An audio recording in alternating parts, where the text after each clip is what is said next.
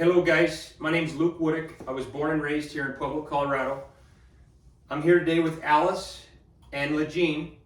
And Alice and Legine have a story. They both have worked for Gilbert Ortiz, our Pueblo County Clerk and Recorder, and they have worked during the election department. Alice wants to share her story. Alice, what would you like to tell me, and what happened, and where did you work for, Matt?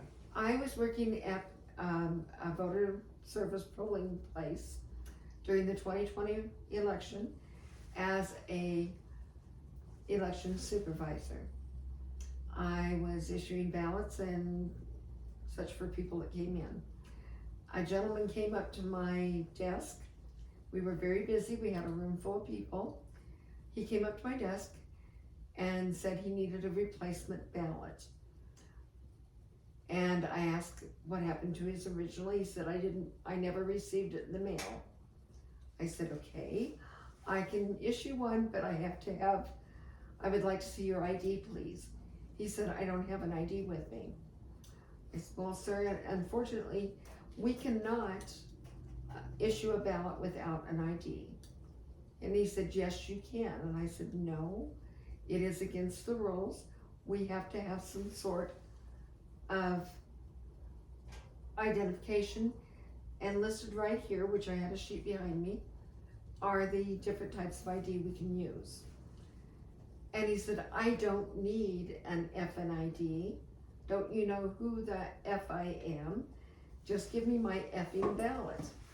And I said, sir, profanity is not necessary, and I am not able to issue you a ballot without a form of identification. About that time, the lady at the other end of the table, which is my counterpart, stood up and said, Bo, come down here and I will help you. At that point, I realized it was Bo Ortiz. I did not recognize him. I had seen him on several occasions, but had never been formally introduced to him. And I did not recognize him that day. So Gilbert Ortiz just walks up to you, treats you this way, and you just didn't recognize him, and plus you have to have an ID anyway, regardless who you are. That's required by law. Why would he talk to somebody like that? If you don't mind me asking, how old are you? I'm 71. Jeez almighty. What? This guy's got to be probably in his 50s, maybe early 50s. Why would he, just to disrespect somebody that's 70 years old, that's uncalled for. Yes. Which he runs the election department, and here he tells you he didn't get his ballot. He didn't get his ballot in the mail, so he's there to vote in person. Yes. Wow. This is the guy that's running our election department. Yes. And did somebody else help him? Did they give him a ballot, let him vote? Yes, my counterpart gave him a ballot, issued him a ballot, to my knowledge. Wow. I just can't believe that he would start saying the F word in there to just treat you that way. That's absolutely ridiculous. But while you were working there, did you ever see anything else in the department with mishandling of ballots? Did you ever see anything?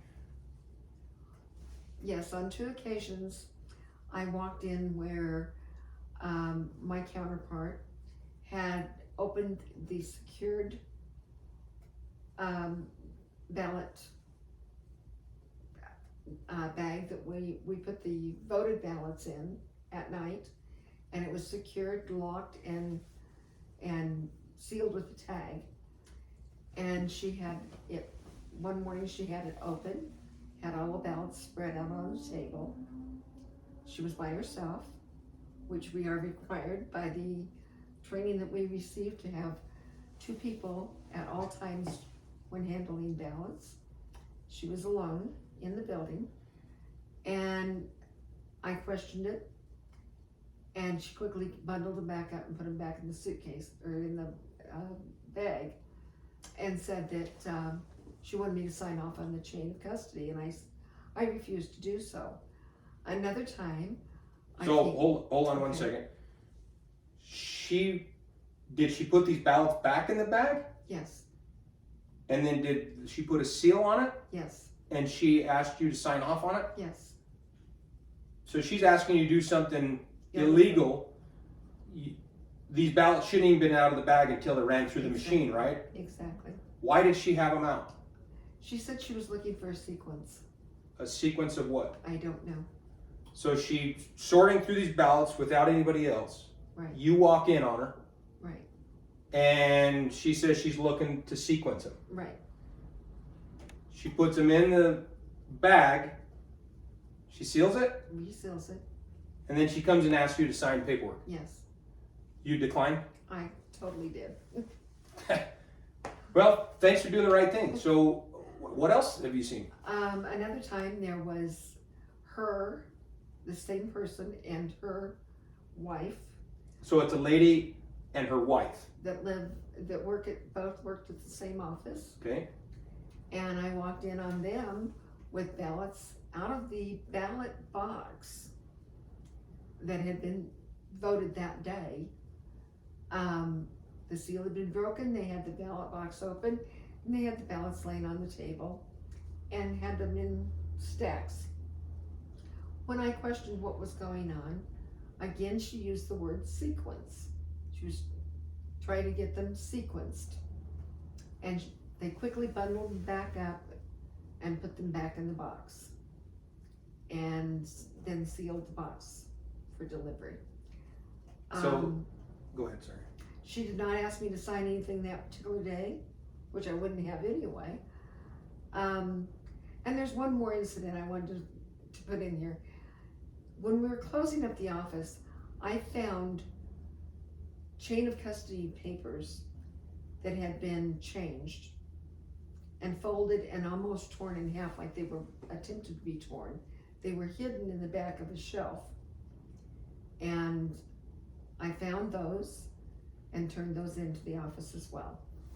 Now, let's go back to the ladies that have the ballots out. They're a woman and her wife, Yes, and they have these ballots out of a box. right, There's supposed to be two parties there, yes, but they're together. They're yes, they're married, but nobody else was there. Just these No. two, and they both work for the election department. yes. Is that's kind of like a conflict of interest, like in the same location? Yes, a woman and her woman, or a woman and her wife. They're looking at ballots with nobody else around. exactly. Like this is not right. No, This- it's not. This is not right. Our ballots are our precious voice. This is our freedom. My grandpa fought in World War II for our freedom, for your freedom, for everybody. Everybody has a relative that probably has fought in World War II, Yes. probably. These men sacrificed their life for our freedom. Why are our ballots being treated like this and not following the rules of the chain of custody, opening boxes, opening bags, and then bringing it back and saying, we resealed it, sign off, when you weren't even there? Exactly. It's disrespectful. It's illegal. According to the state rules, that chain of custody report is a legal document. And I want to touch base on this. I have voted for Republicans and I have voted for Democrats. In this town, I have gave money to Democrat candidates to run their race. I have gave money to Republicans to run their race. Would you agree with me that this has nothing to do with Democrat versus Republican or Republican versus Democrat? It has nothing to do with your party affiliation. What it has to do with is integrity and the sanctity of our elections and the value of our vote. If our vote has no meaning, then why bother to do it? We might as well be living in communist Russia. And that seems like that's the direction That's the direction that we're going. Why are our voices and our ballots being treated like this? Have you ever seen anything else with like these? I keep hearing all this rumor of these ballots that can't be delivered. I keep hearing that there's tons of ballots. What do you have any story about ballots being brought into the election department that can't be delivered and the quantity? Have you ever seen? Yes. Tell me about the quantity and what have you seen with that? As an election judge, or office judge, I several times witnessed trays that we picked up, and these are large trays. They're about 3.5 feet in length, of returned mail from the post office, stamped undeliverable. And these were brought back to the election office where we counted them and bundled them. Many times you ran across many of them that would say somebody had written across deceased over 10 years, deceased over 6 years, deceased, or dead 9 years, or dead 8 years. And sometimes there were anywhere from 18 to 2,500 of these returned ballots in the tray. You use 1,800 or 1,800 to 2,500. to 2,500. And you've seen this how many times that you've actually seen this? I've lost count. I've seen it many times. I personally have counted at least 2 or 3 of the trays. In one election period, or The 2020 or through the in one election period, where there were over 2,500 in the tray. that was Because one incident, but there was there were several incidents Wow. where they were up to 25. We bundled them in bundles of 50. That's why I know how many there were. also 50 ballots, and then you had them bundled, Yes. and you counted up to. Yes.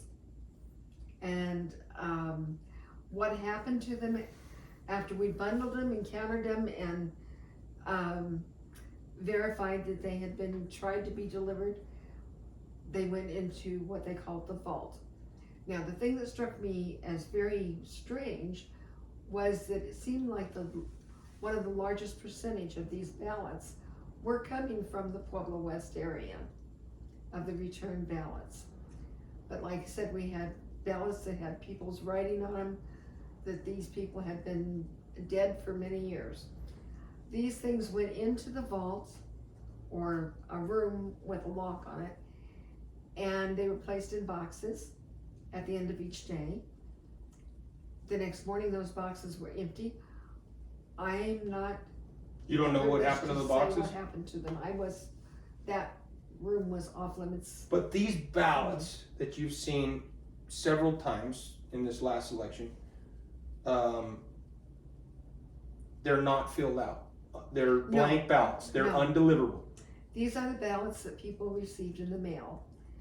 And what struck me really was the amount of taxpayers' money that's going to mail out these ballots to people that sometimes this was their 4th or 5th or 3rd time of the ballot being returned undeliverable, or that it said deceased or dead or moved out of the state or whatever.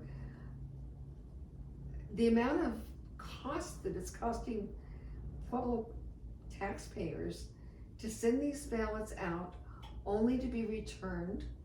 I mean, they have to pay postage on it. They have to pay to have somebody like me stand there and count these things and bundle them and verify them. It costs a lot of money. So these are undeliverable ballots. They're blank. Right. And they're blank ballots. And there's thousands of these blank ballots of people sending back died, dead, no such address. They no longer live here. That's a lot of ballots if you're seeing this happen more than one day. Yes. And then where are these ballots going? And what is the purpose if somebody is deceased 10 years ago and every election cycle they keep getting these ballots? So it's not 2020, they got it the year before. Isn't there like a death certificate that when somebody dies, it should be sent off? The voter rolls are supposed to be cleansed after each election. That's my knowledge. Our voter rolls are not getting purged.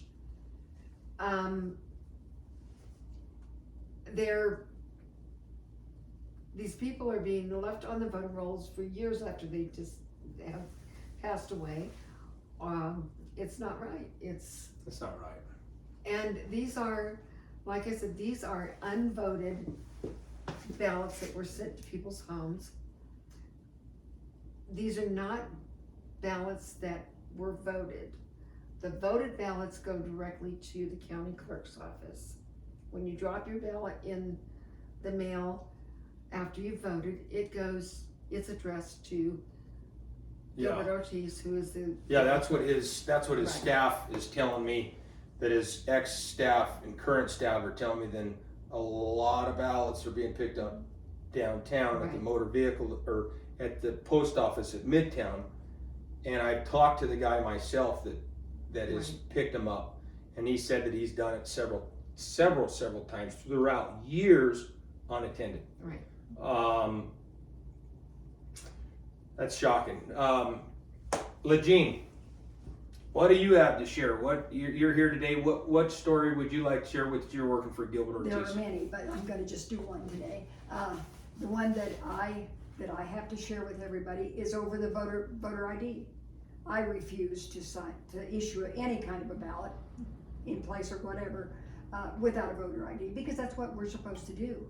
My counterpart was refusing to look at voter IDs, and I called her on it, and the supervisor got involved, and I was taken out to the hall and told, in this environment, it's not necessary, the environment being COVID, not necessary to check voter IDs. I said, to me, it makes no difference whether it's COVID or not.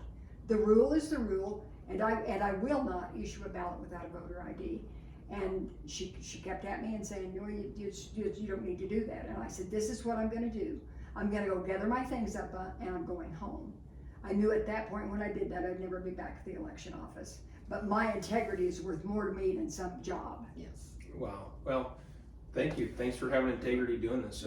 I appreciate it. I appreciate both of you coming here. Now, everything we touch base on, like, do you swear under penalty of perjury if you had to go to court that this is true? Absolutely.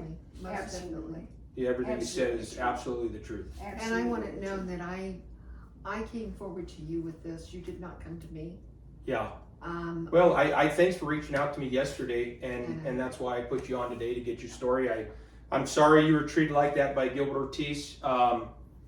You know, I just can't believe that we have somebody in office that's disrespecting our elders doing this. I want to thank both of you ladies for showing up and being brave enough to show up and say the truth. It really means a lot. And a lot of people that are watching this, it doesn't matter. It doesn't matter if you're a Democrat. It doesn't matter if you're a Republican. I don't belong to either party. I believe that the red and the blue are the biggest gang we have in this country. I believe that I vote, personally myself, for the best candidate. So this has nothing to do with Democrat versus Republican. This is our voice. Our ballots are our voice. Our ballots are our freedom. Men and women fought for our freedoms. My grandpa fought in World War II for all of our freedoms. Our ballots are our voice, people. They have to be protected. We cannot let our ballots be backdoored to another building before they go to the election department. In previous interviews, people are telling me that's going on. In this interview here, it's shocking to hear that this is what's going on. I want to thank everybody that's watching this, that this has nothing to do with either side. We just need our ballots to be protected because that's your voice. This is what's the purpose in voting if there's monkeying business going on and not being ran right. So did I leave anything out?